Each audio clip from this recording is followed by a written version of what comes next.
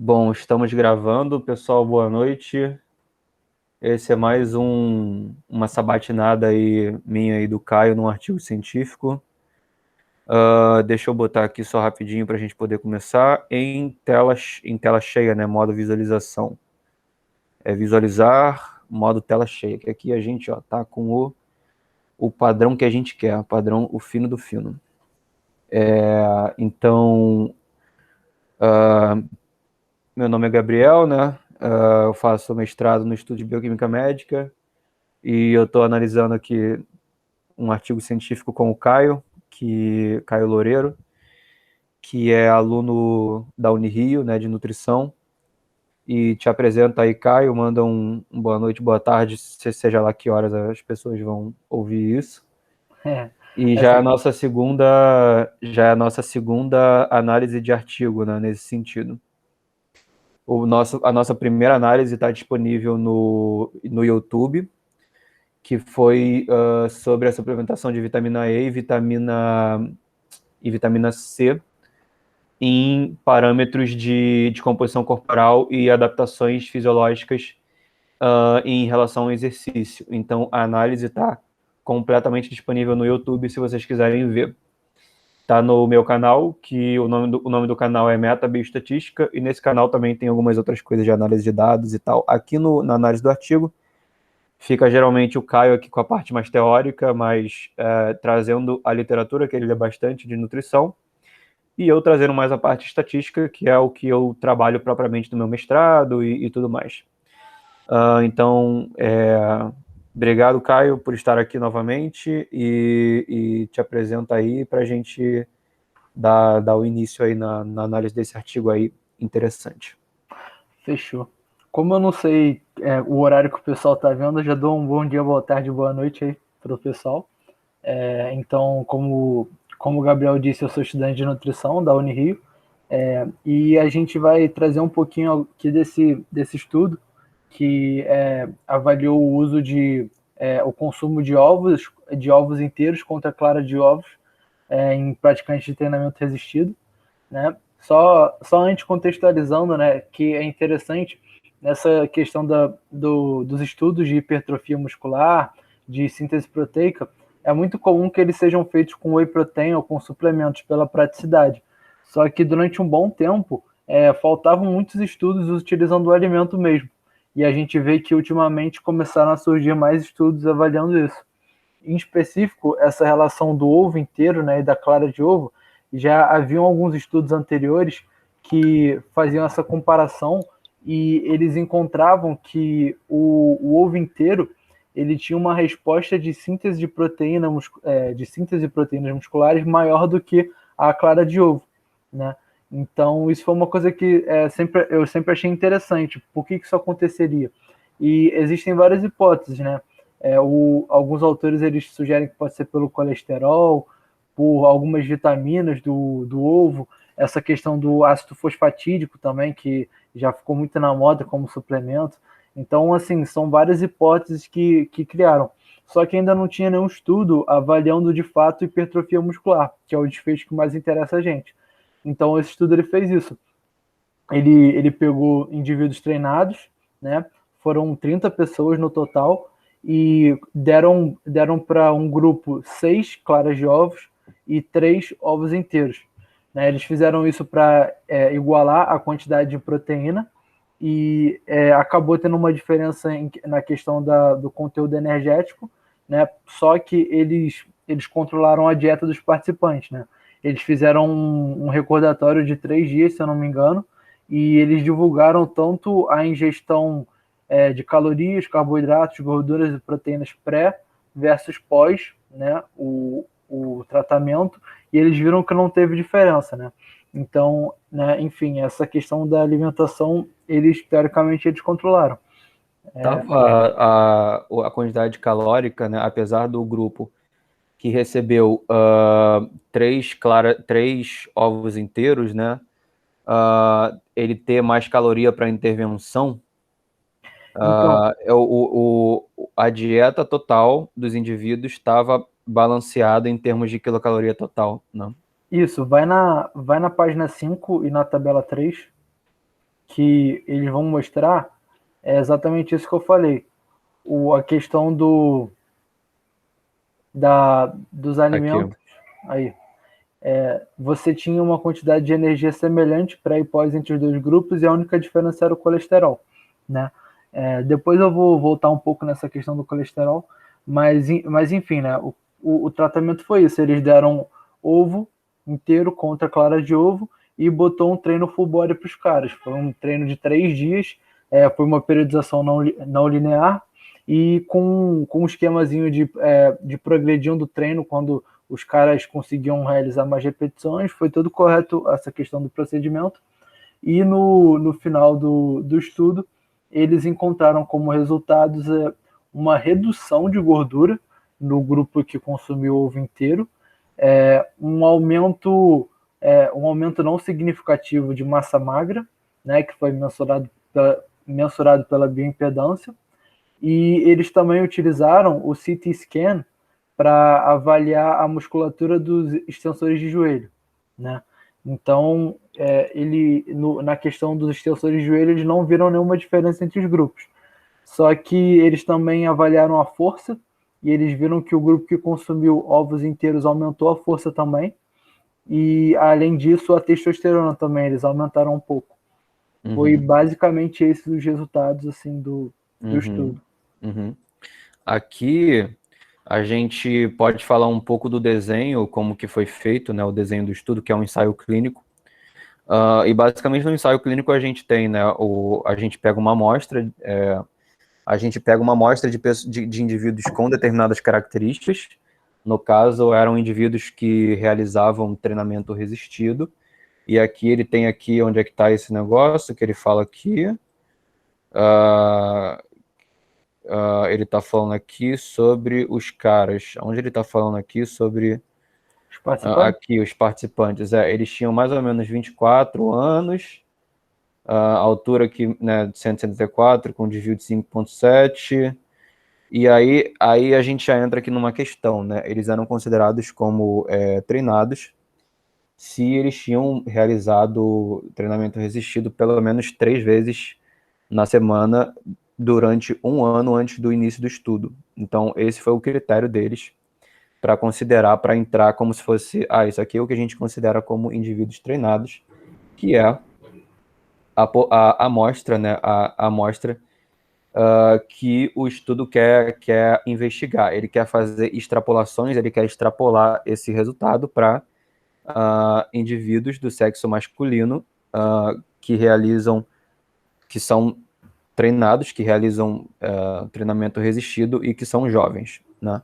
Então, esses foram os critérios de elegibilidade dele, tá? Da amostra dele.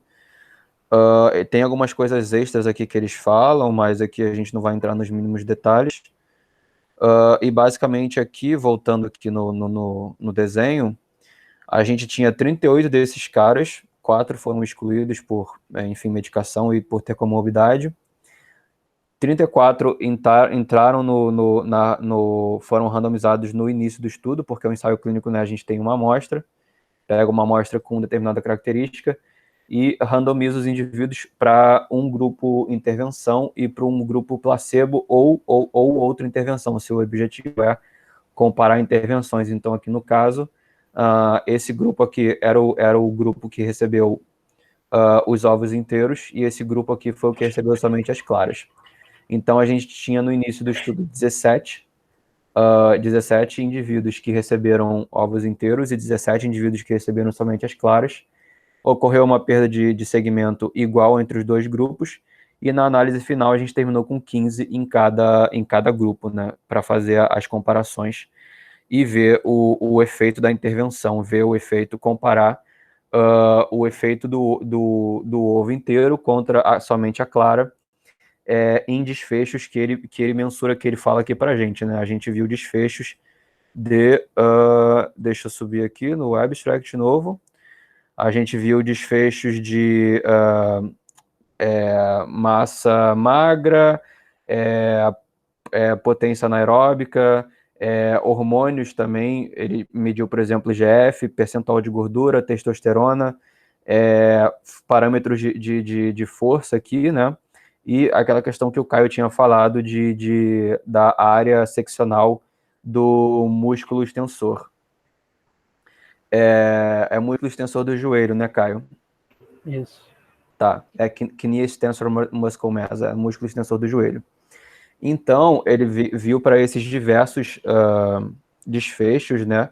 Mas, claro, que de forma importante, essas intervenções, como a gente falou, a intervenção tinha um pouquinho mais caloria do ovo inteiro, mas os grupos eles estavam parelhos, eles estavam balanceados para a quantidade calórica total, como a gente viu naquela tabelinha ali embaixo. E, de forma importante também, a quantidade de proteína era bem parecida, né, entre os dois braços da intervenção. Então, só o que diferiu realmente, né, foi clara de ovo ou ovo inteiro, e essa quantidade, essa diferença, tinha mais ou menos uma mesma quantidade de proteína total e de leucina, e assim como de outros aminoácidos como isoleucina, valina, né, que podem estar aí participando também do processo de síntese proteica, que nem sempre está correlacionado com hipertrofia, mas tudo bem.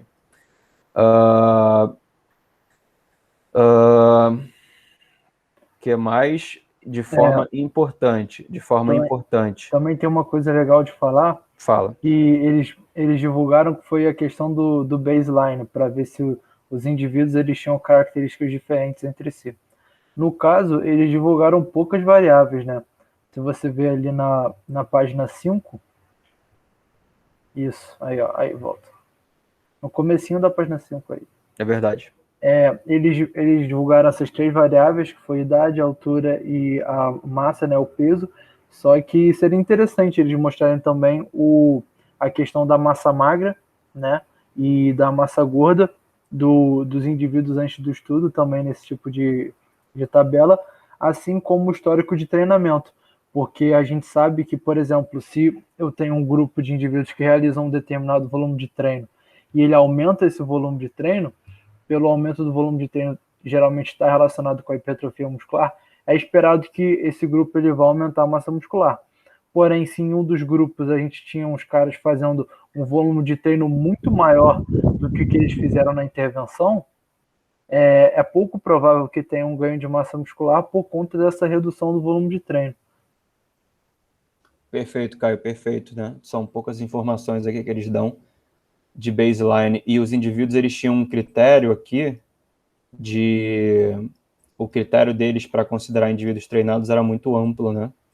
Então, assim, eram indivíduos que faziam treinamento resistido pelo menos 3 vezes na semana, um ano antes do início do estudo. Então, assim, pode ser uma galera bodybuilder aqui que faz 5, 6 vezes, às vezes até 2 vezes por dia, né, treinamento. E pode ser uma galera que faz só realmente o mínimo aqui, né, 3 vezes na semana. Isso, exato. Pois é, então a gente aqui, a gente tem essa questão de ter bastante heterogeneidade, né, na população que a gente está entrando, que a gente está colocando para dentro do estudo, mas de forma importante, a gente tem aqui que o tamanho amostral final dele, que é de 30, coincidiu com onde está isso aqui? Está em análise estatística, né? Vou falar um pouquinho aqui da análise estatística. Da análise de poder, você diz, né? Coincidiu com o que ele queria encontrar, com o que ele precisava encontrar para a gente faz essa análise de cálculo de poder. Ele fez uma análise de cálculo de poder baseado num tamanho de efeito prévio da literatura, de um estudo prévio, que deu suplementação de whey protein em indivíduos que realizaram treinamento resistido, e esse estudo foi de 11 semanas, então bem próximo da duração desse estudo aqui agora que a gente está analisando. Então, é um estudo, apesar de ser whey protein, né, ele tá pegando o tamanho de efeito de um estudo que verificou whey protein e tentando estimar para um consumo que vai dar clara de ovo e ovo inteiro, pode ser que realmente esse estudo era o mais próximo que ele tinha, porque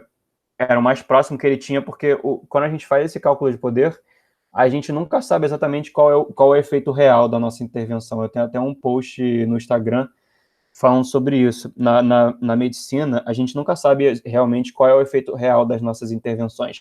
Então, qual que é o efeito real da clara de ovo contra o ovo inteiro em indivíduos treinados? Qual será que é a diferença para hipertrofia muscular? Para ganho de massa magra? A gente não sabe. Isso nunca foi investigado antes. Então, a gente tem que pegar algum estudo muito similar, quando isso existe, nem sempre isso existe, pegar um estudo muito similar e tentar estimar o efeito, tentar pegar com aquele efeito que foi encontrado, que foi no caso de 0,3, encontrado no estudo, tentar estimar um número de indivíduos que seria necessário por grupo para a gente chegar naquele efeito que foi identificado previamente nesse outro estudo. Então, assim, frequentemente a gente está num cenário de incerteza, a gente está tentando estimar os efeitos dos nossos tratamentos, num cenário como esse, por exemplo, de um ensaio clínico. Nesse cenário, ele foi até feliz, ele foi até feliz, porque ele fez aqui um cálculo de poder de 85%, então, com uma amostra de 30 indivíduos, que foi realmente o que ele terminou no estudo, ele tinha 85% de poder para identificar um effect size, um tamanho de efeito de 0,3, que foi o que ele calculou aqui com base nesse outro estudo aqui do Whey Protein, tá? E importante ressaltar que esse cálculo de tamanho de efeito, ele está feito em forma de uma coisa que a gente chama de Cohen's d, tá? Ele está fazendo a média ele está pegando a média dos dois grupos e dividindo pelo desvio padrão conjunto. Então, a gente não vai ver aqui ele não vai dar para a gente, isso aqui não está em quilogramas, por exemplo, isso aqui está em quilogramas padronizado pelo desvio padrão, tá? Por isso que ele dá essa medida aqui de 0,3, que quer dizer só uma medida de tamanho de efeito padronizada por desvio padrão. Então, aqui, ele foi feliz, tá, nesse cálculo de poder, ele tinha realmente a amostra para identificar o tamanho de efeito que ele queria identificar, ele tinha tamanho da amostra para identificar se essa relação realmente existisse, de 0,3 em Cohen's d, ele tinha 85% de poder de encontrar ela, com base na significância estatística, com base num P menor do que 0,05, então ele tinha 85% de probabilidade de encontrar um P menor do que 0,05, caso essa fosse de fato a diferença entre os grupos, tá? Então, aqui para o cálculo de poder, ele até foi feliz. Em outras coisas na estatística, também. Ele faz aqui que ele analisa a normalidade pelo teste de Shapiro-Wilk, tá ok. Ele faz testes T aqui para ver se tem diferenças no baseline. Aqui que a gente consegue ver isso, né? Aqui, ó. Opa, fui demais. As variáveis do baseline que você dá para as variáveis do baseline, ele faz aqui, ele compara isso aqui por teste T simples, tá? A comparação entre médias, e tira aqui um p-valor dessas comparações, entre médias do grupo pré contra o pós, né? E tratado contra o controle. Então, ele faz aqui um teste T para ver se tem diferença entre essas medidas, e a gente vê aqui que os grupos estão mais ou menos parelhos, né, para energia, carboidrato e proteína, porque não basta a gente somente ver uma diferença aqui, olhando a tabela, porque cada diferença vai ter um desvio padrão, e aí a forma da gente quantificar se isso aqui acontece ao acaso ou não é tirando o p-valor dessa comparação aqui, né, quem recebeu ovo inteiro e quem recebeu somente clara. E aí a gente consegue ver pelo P, né? A gente consegue ver que realmente os grupos eles estavam parelhos entre si, para energia, carboidrato, proteína, somente não estava para colesterol. Aqui em relação ao teste T, tá beleza. E aí ele faz aqui um ANOVA, né? É a análise principal do estudo, porque ele tem Ele tem 2 grupos e uma medida em baseline contra uma medida 12 semanas, que é o tempo de duração do estudo. Então, ele faz aqui uma ANOVA de medidas repetidas, e quando ele acha um efeito significativo para a interação, tempo-grupo, ele investiga com uma ANOVA das diferenças, uma ANOVA dos change scores, considerando pós menos pré. Ele faz aqui uma classificação de tamanho de efeito, de effect size, considerado como trivial, pequeno, moderado ou grande. Isso aqui é muito subjetivo, na minha opinião. E a gente vai ver isso daqui de forma mais clara nos resultados. Essas análises estatísticas aqui a gente vai ver de forma mais clara quando a gente for começar a discutir os resultados. Então, aqui na análise estatística, ele foi completamente feliz. A questão, Caio, você quer adicionar alguma coisa até agora do que eu falei, que falta a gente falar aqui de coisas mais básicas aqui do estudo antes da gente passar para os resultados, talvez? Eu vou falar só um pouquinho dos métodos rapidamente, porque eu acabei passando muito rápido. Eles avaliaram a composição corporal por 2 métodos. O CT scan, né, que na realidade é um bom método, assim, porque ele consegue avaliar a massa muscular mesmo, e eles também utilizaram a bioimpedância para avaliar, no caso, a massa magra, né? A bioimpedância, essa de multifrequência, que foram que eles utilizaram, já foi demonstrado que ela tem uma correlação boa com o DEXA, mas a questão da bioimpedância é que ela acaba tendo uma certa influência por conta do conteúdo de água, né? Então poderia ter uma variação aí que não é refletida na massa muscular. Eles utilizaram o CT scan para mensurar a massa muscular exclusivamente desses extensores de joelho e não de outros músculos. Então aqui a gente tem um método padrão, né? Isso aqui pode falar que é padrão ouro, né, Caio? Pode falar? Padrão ouro mesmo seria a biópsia, a ressonância magnética, mas é um ótimo método, sim. É um ótimo método, né? Mas eles viram só no extensor do joelho, né? Então aqui para ver a massa muscular do corpo inteiro, eles utilizaram bioimpedância elétrica, né? Multifrequência. Então Isso. aqui a gente já tem um grande problema. Eu tenho cuidado em falar problema, né? Limitação, né? Uma limitação do estudo.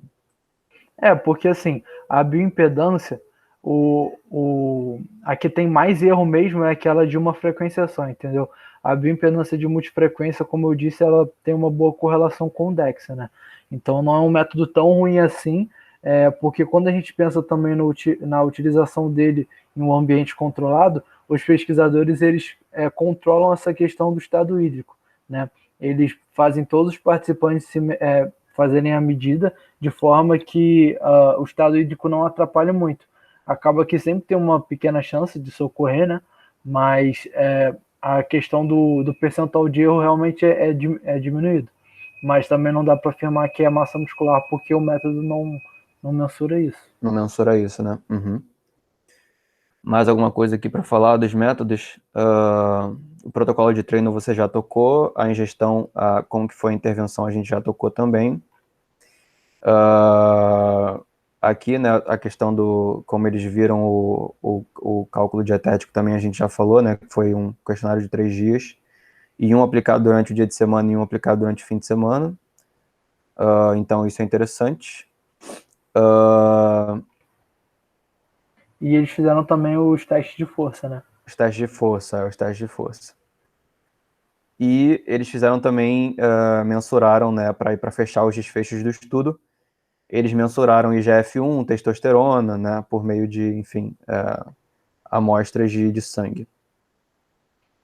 Então, beleza, vamos aos resultados. O resultado principal do estudo, né, porque o desfecho primário, o desfecho primário do estudo é a hipertrofia muscular. Então, o que ele faz aqui? Ele faz ele vai ter uma tabela no estudo que é o grupo tratado e o grupo controle, e esse grupo tratado e esse grupo controle tem um valor de pré, um valor de linha de base e um valor ao final dos 12 meses. Com isso, ele pode fazer esse ANOVA aqui, de um ANOVA, né, 2 por 2, porque são dois grupos no estudo e dois tempos diferentes, por isso que o nome é ANOVA 2 por 2, com medidas repetidas, porque, na verdade, a gente está analisando um ponto no início, né, os indivíduos no início e depois no final. Então, ele faz esse ANOVA aqui para todos os desfechos, e quando ele encontra uma diferença, um efeito significativo de tempo, da interação de tempo com o grupo, ele investiga isso com um ANOVA das diferenças. Então, aqui vai ficar mais claro o que é isso. Vamos pegar aqui, deixa eu ver qual o resultado primeiro que eu posso pegar do estudo. Acho que esse aqui, né, Caio? Acho que é o principal, né? Vamos começar pelo principal. É a massa magra. A massa magra, ele vê aqui, ó, que fazendo aquele ANOVA, ele vem aqui e literalmente ele vai pegar o grupo do ovo inteiro e o grupo somente das claras, vai tirar a diferença de ele vai subtrair o valor do pós com o valor de pré. Então ele vai tirar 67,8 e diminuir de 64,1 e subtrair de 66,1 menos 63,2. Então ele está pegando os valores de pós e diminuindo de pré em cada grupo e tirando a diferença entre os dois grupos. É assim que ele chega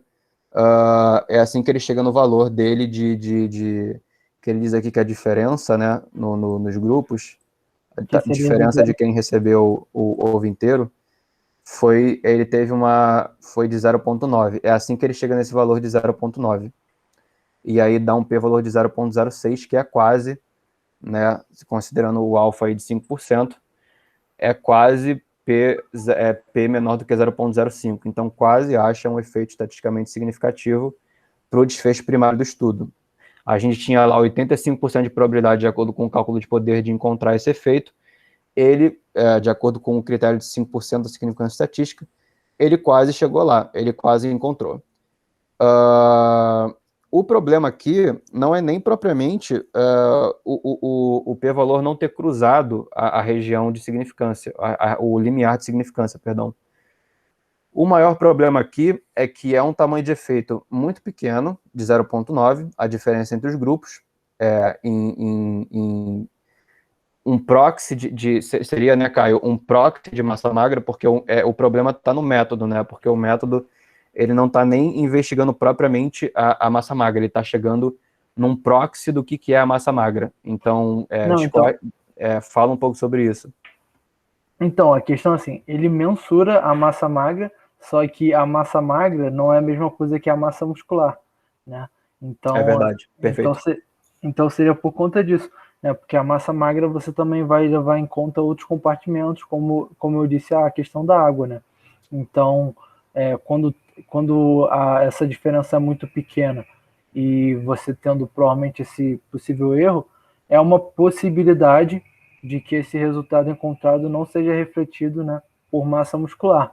Tanto é que no caso dos resultados pelo CT scan, ele não encontrou diferença, né, pelo menos na região que ele mensurou que foram dos extensores de joelho. Não tem, né? Uhum.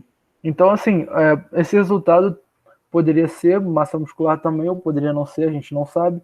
E como só foi utilizado o CT scan nesse músculo específico, a gente também não sabe se poderia ter contribuído para o aumento de massa muscular em outras partes, porque o protocolo de treinamento foi um protocolo full body.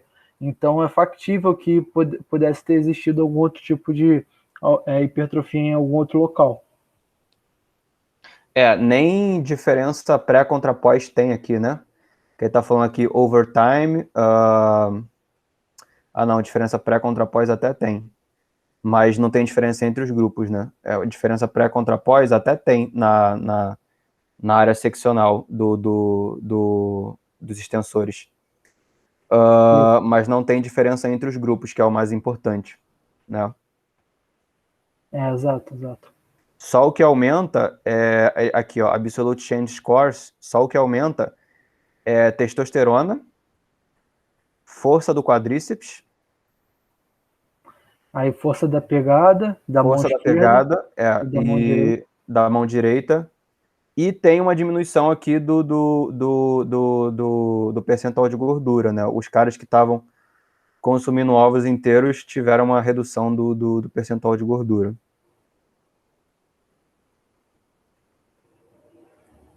Isso, de certa forma, não pode ter...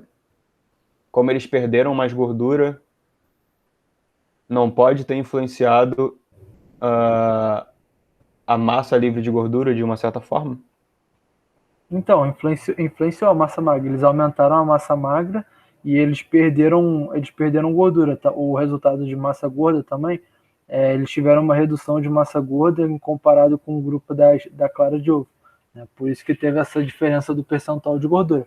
Agora, a questão da massa gorda, pensando na plausibilidade biológica desse resultado, eu realmente não consigo entender o porquê.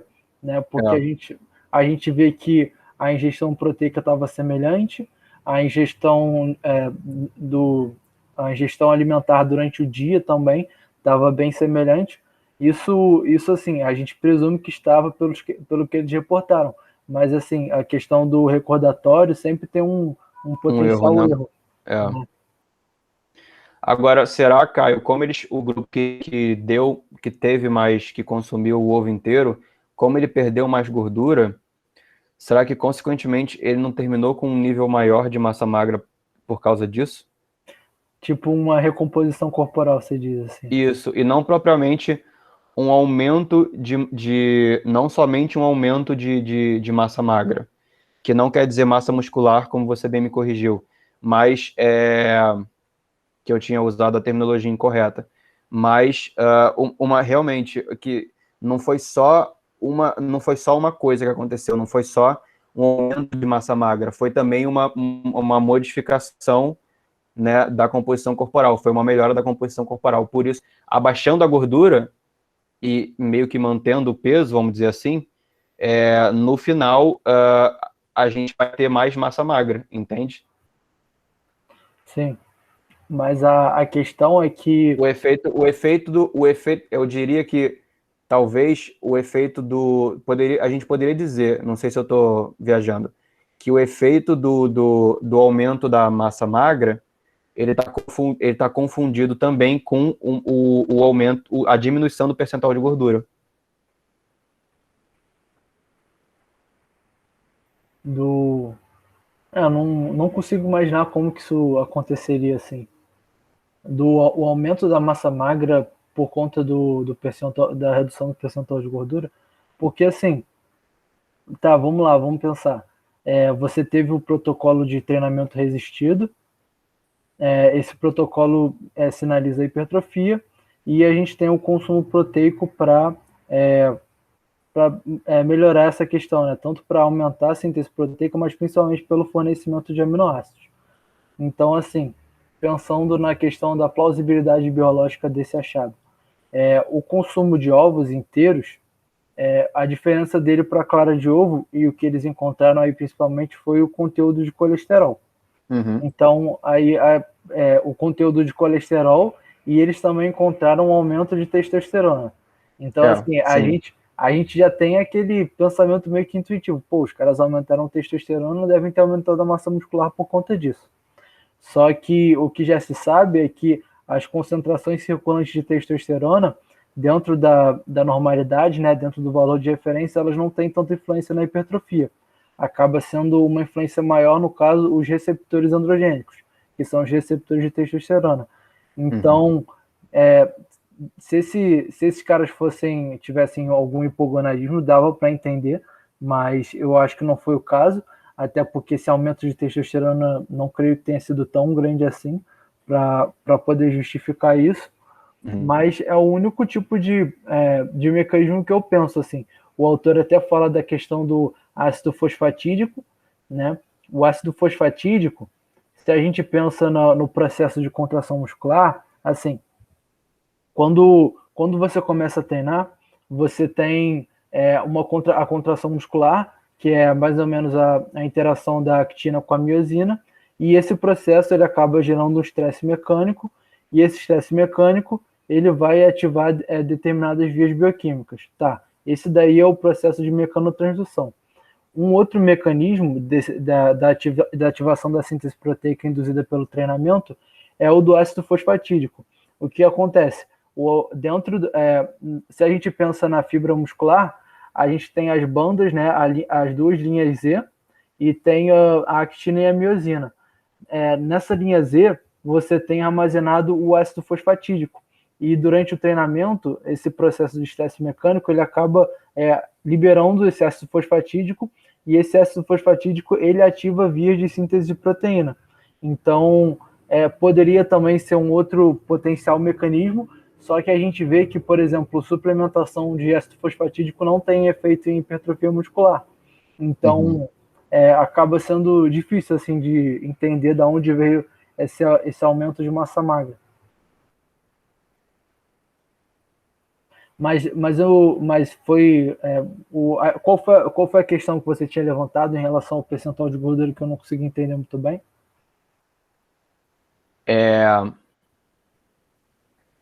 Uma diminuição maior do percentual de gordura ter ocasionado um aumento da massa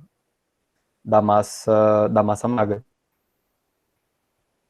Mas qual que seria a relação direta assim entre a redução do percentual de gordura e o aumento da massa magra? Tipo, por que isso daí levaria ao aumento de massa magra, ao seu ver? Se os indivíduos tivessem mantido o mesmo peso, vamos dizer assim, se eles começassem com 80 quilos e terminassem com 80 quilos. Se eles, nesse período, tivessem perdido gordura, eles iam terminar com mais massa muscular, mesmo mantendo o mesmo massa livre de gordura, mesmo mantendo o mesmo peso.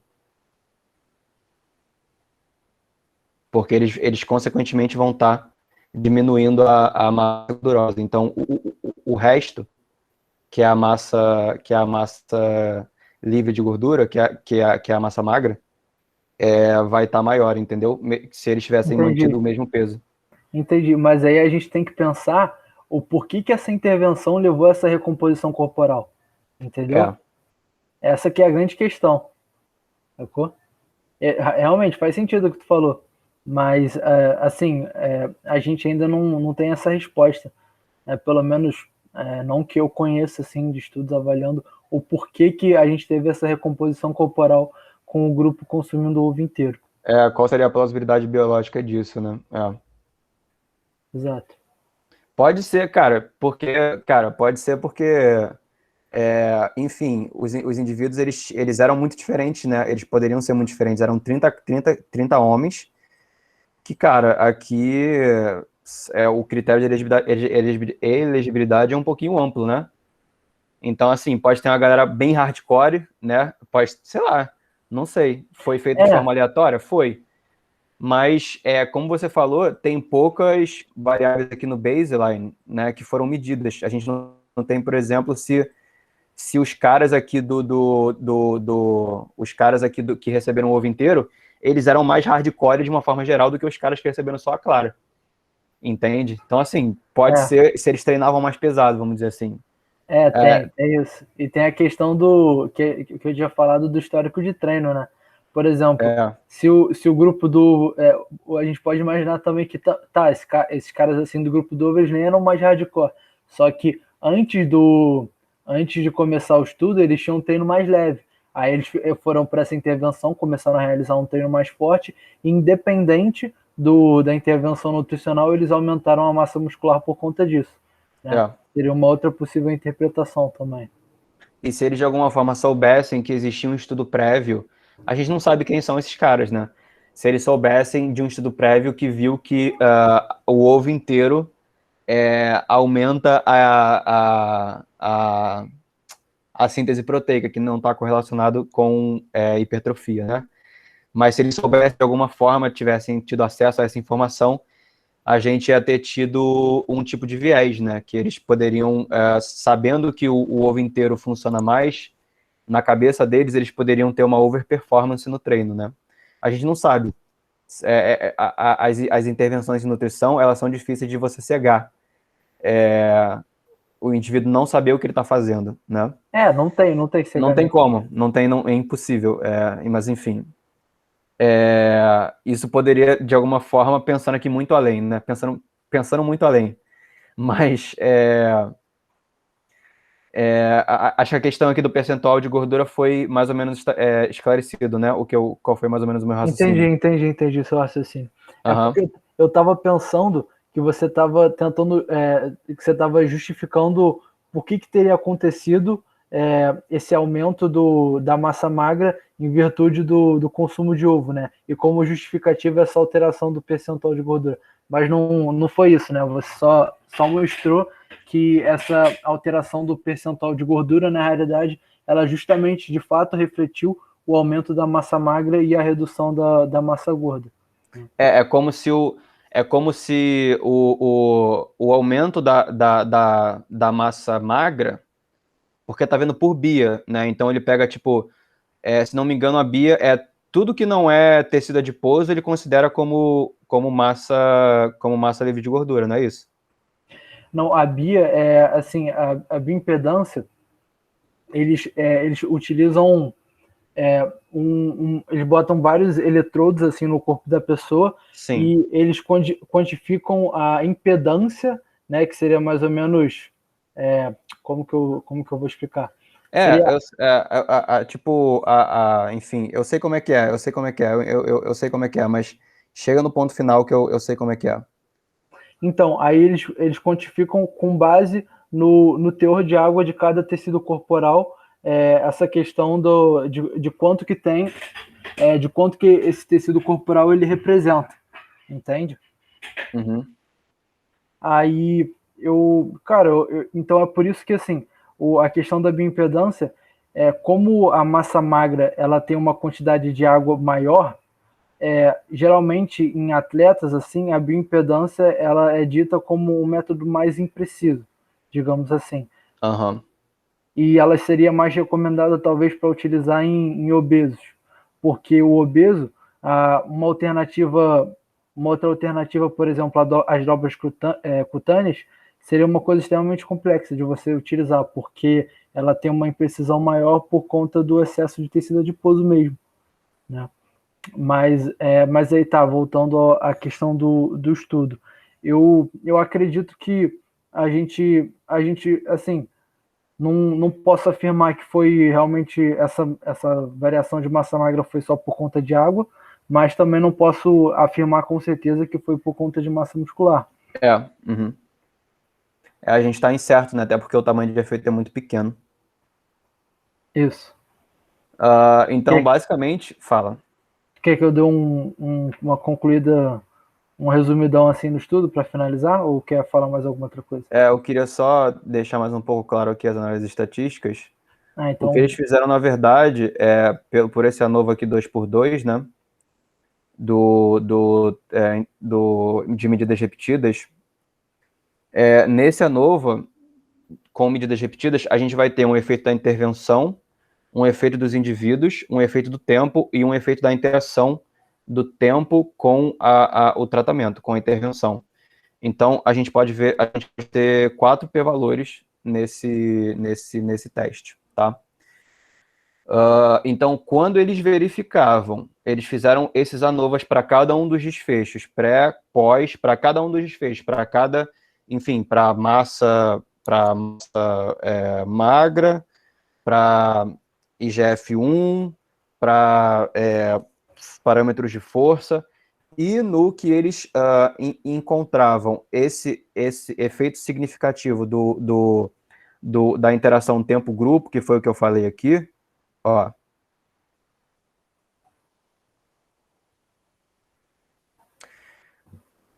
Se interações significativas fossem detectadas, a gente realizou um ANOVA em cima dos change scores, né, o pós-treino menos o pré-treino, para ver, para ter um valor mais próximo da realidade, né? Porque o ANOVA de medidas repetidas é uma das grandes críticas desse ANOVA. Primeiro que ele tem pressupostos que são difíceis de serem atendidos, mas tudo bem, existem correções que a gente pode utilizar nesse ANOVA de medidas repetidas para, enfim, fazer ele de forma mais correta possível.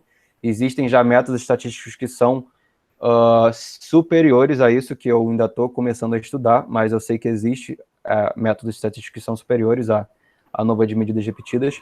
E só que uma das grandes críticas desse ANOVA de medidas repetidas é que os resultados que saem dele, eles são um pouco interpretáveis no mundo real. Por exemplo, qual que é a interpretabilidade de você saber que tem um efeito significativo da interação tempo-grupo? Então, quando eles acham essa significância para a interação tempo-grupo, eles fazem um ANOVA, tá? Das diferenças das diferenças pré-pós. Então vão ser dois valores, né? Imagina que a gente tem aqui IGF-1.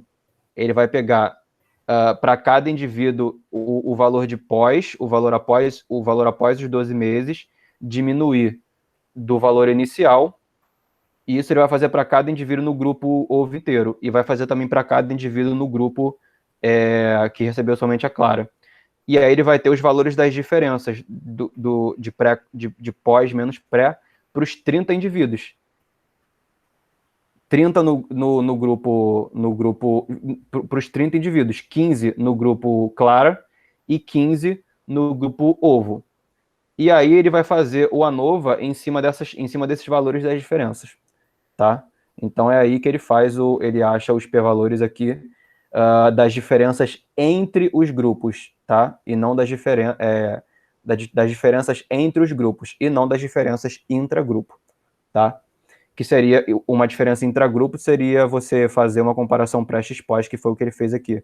Over time, né, teve uma diferença, teve um aumento aqui de 0,1, foi de correntes teve um aumento nos dois grupos, para massa corporal, para área seccional do músculo e a massa magra dos extensores do joelho. Então, assim, com esse ANOVA que eles fazem, para deixar o resultado, eles partem desse ANOVA e depois vão para o outro, para deixar o resultado um pouco mais interpretável para a vida real, tá? E aí, a conclusão geral, né, agora fechando com o Caio, é que realmente a gente só tinha o método padrão ouro, né? Padrão ouro não, mas um método mais fidedigno para uma parte só uma região só do corpo dos indivíduos, né? Que foi feito nos extensores do joelho, que foi a tomografia computadorizada. No resto, a gente viu por bioimpedância elétrica. E a diferença, a diferença entre ovo inteiro e somente clara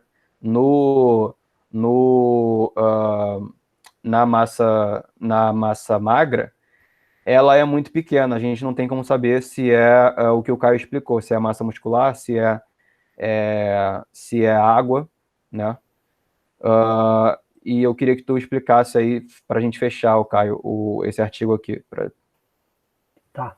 Então, sintetizando assim, de forma para trazer os pontos, o grupo que consumiu ovo inteiro teve um aumento não significativo da massa magra, né? Essa massa magra que foi medida pela bioimpedância, que, como a gente disse, né, é um método de 2 compartimentos, ou seja, ele fala a massa magra ou a massa gorda, porém ele sofre uma pequena influência do estado hídrico. Então, essa é a parte da massa magra. Além disso, o estudo encontrou que teve um aumento das concentrações de testosterona. Além disso, teve um aumento de força no grupo que consumiu o ovo inteiro. E foi basicamente esses os principais resultados. Daí a gente fica se perguntando qual que seria a plausibilidade biológica de a gente ver esse benefício dos ovos? Por que, que eles encontraram uma redução da gordura? E por que, que eles supostamente encontraram um aumento da massa magra? Entendeu? A gente pode especular alguns fatores, né? Porque, como eu já tinha dito anteriormente, outros estudos mostraram um aumento de síntese proteica muscular, que por mais que nem sempre esteja correlacionado com hipertrofia, a gente pode pensar, né, utilizando diferentes níveis de evidência, a Que é gente o do consegue, Van Vliet, né? O estudo do Van Vliet. isso, utilizando diferentes níveis de evidência, a gente pode tentar responder essa pergunta. Mas é uma área, né, uma pergunta de pesquisa que exige mais estudos para que a gente possa saber por que, que o ovo inteiro gerou esse benefício quando comparado somente com a clara. Ele até levanta aqui, né, algumas hipóteses, por exemplo, vitaminas, minerais, ácido fosfatídico, como você bem falou, ácido palmítico, ácido docosahexanoico e até possivelmente microRNAs, né? Mas isso tudo enfim, são hipóteses, né? É muito preliminar isso tudo.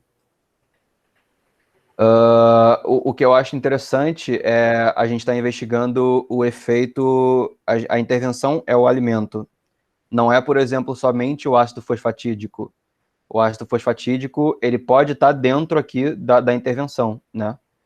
Exato. Porque a gente está vendo uma combinação de coisas, né? Às vezes, na nutrição, a gente pode não achar um efeito para um composto em isolado, mas para um conjunto de compostos, principalmente dentro de uma matriz alimentar, que é o ovo, a gente pode encontrar. Então, mesmo assim, ainda sendo muita hipótese, sendo uma coisa muito no berço, é, é, são investigações interessantes, né? Que saem um pouco do reducionismo. Ah, vamos testar esse suplemento aqui, vamos testar ácido fosfatídico, vamos testar, em vez de testar o ovo inteiro, vamos testar só o ácido palmítico, vamos testar só o ácido docosahexanoico. Até porque na matriz alimentar a gente tem talvez até esses compostos, alguns deles, não sei, teria que estudar mais de forma mais biodisponível, de uma forma que o corpo possa sintetizar melhor, não sei, tá? Eu não tenho tempo que eu não estudo sobre isso, e teria que ser uma investigação realmente mais profunda para fazer esse tipo de informação. Mas são hipóteses que estão sendo levantadas atualmente que são interessantes. O efeito do alimento inteiro na síntese proteica e não somente da proteína isolada, e não somente do BCAA, e não somente do ácido fosfatídico, Pois porque é. na nutrição a gente não pode ficar sendo tão reducionista. Então tem sempre essa.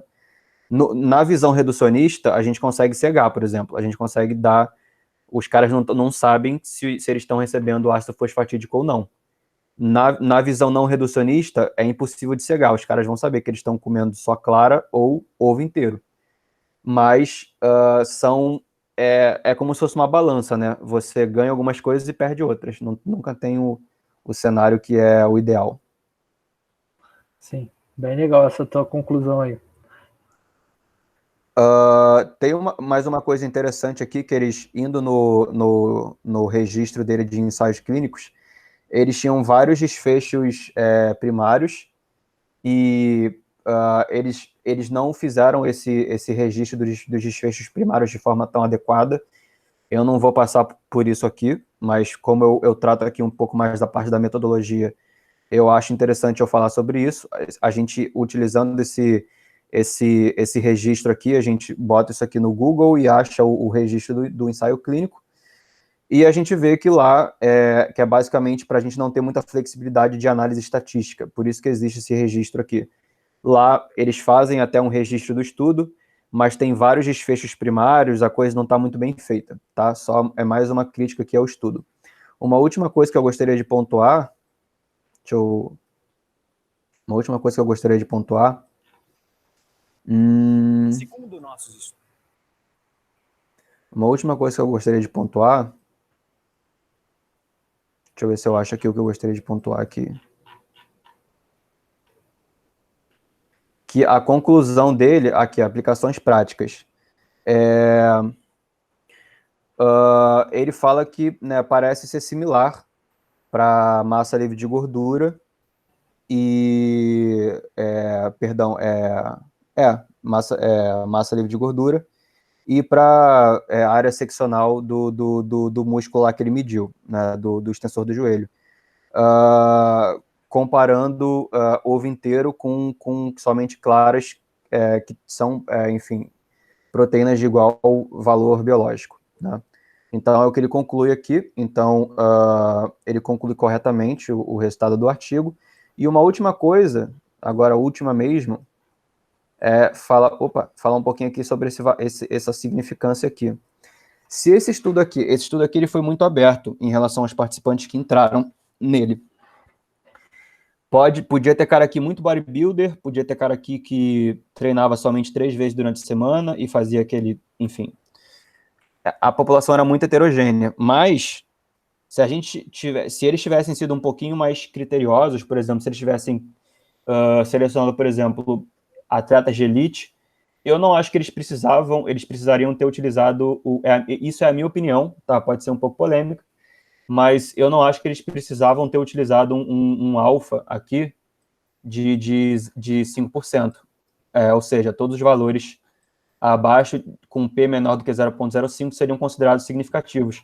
Eu acho que num cenário como esse, onde as variações normalmente são menores, por exemplo, é muito difícil tu ver um aumento de massa magra de um grupo intervenção contra um grupo controle, por exemplo, em um cenário que você tem atletas de elite, porque esses caras já estão no limite, eles já estão realmente no limite do que é possível fisiologicamente.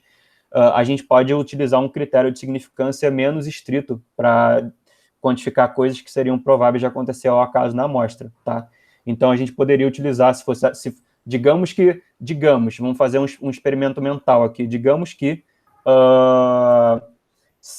fosse esse estudo tivesse achado esse tamanho de efeito aqui, diferença de 0,9 quilos, tá? E digamos que, tivesse sido um método hiper padrão ouro e realmente a diferença era de 0,9 quilos. Eu não utilizaria, se fossem atletas de elite, mesmo com esse P aqui de 0,06, não cruzando 0,05, eu falaria que tem um efeito, sim, o ovo inteiro sobre a massa livre de gordura, tá? Ou se de alguma forma tivesse quantificado a massa muscular. Se fosse uma diferença de 0,9 de massa muscular, com certeza, eu mesmo com P de 0,06, eu falaria que é provável de ter um efeito realmente do ovo inteiro. Porque esse ponto de corte de significância, ele é completamente arbitrário, a gente utiliza ele por convenção, mas a gente precisa tomar uma decisão, a gente precisa saber se algo funciona ou não funciona, então por isso que a gente também, às vezes, precisa ter um ponto de corte nas coisas. Mas aqui nesse cenário eu poderia utilizar, se fosse atleta de elite, se fossem métodos mais rebuscados e tal, eu poderia utilizar um cutoff aqui de 0,1, por exemplo, um alfa de 10% ao invés de 5%. Beleza? Então eu queria concluir com essa reflexão aí para vocês, e eu acho que é isso, né? A gente matou o artigo aí de novo, né, Caio? Em resumo, morte é o P-valor. É isso. Fechou. Então, gostaria de te agradecer, Caio, novamente aqui pela presença, né? É sempre muito rico, a gente tem conhecimentos complementares, eu venho mais com a parte da metodologia, da estatística, o Caio vem mais com a parte do entendimento da fisiologia, dos métodos, né? Dos métodos, por exemplo, ele até me corrigiu aqui na questão da massa muscular, da bioimpedância. Então, é sempre muito rico, né, a gente fazer essa troca e analisar os artigos, né? Porque a gente, como a gente tem conhecimentos complementares, a gente consegue verificar sobre múltiplos espectros do artigo científico. Exatamente. Então é sempre bastante interessante. É isso, agradeço também. Sempre bom relembrar essa questão desses ANOVAs, desses métodos estatísticos. Eu te agradeço muito aí também, Gabriel. Obrigado. Show de bola. Vou parar de gravar aqui. Espera aí. Como é que faz isso? Gravação, interromper gravação.